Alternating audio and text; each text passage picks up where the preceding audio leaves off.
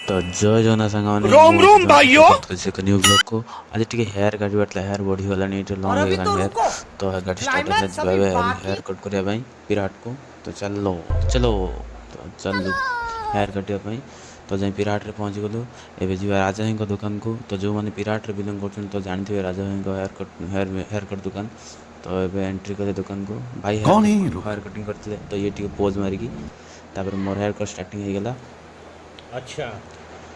ତାପରେ ଭାଇଙ୍କୁ ଟିକେ ପଚାରିଲେ କେମିତି କ'ଣ ହେୟାର କଟିଂ ହେବ। ଭାଇ ତାଙ୍କୁ କହିଲେ କି ଏମିତି ଏଇଭଳିଆ କାଟିଲେ ଭଲ ହେବ, ବେଟର୍ ହେବ। ତ ଏବେ ମୋର ହେୟାର କଟ୍ ଷ୍ଟାର୍ଟିଂ ହେଇଯିବ।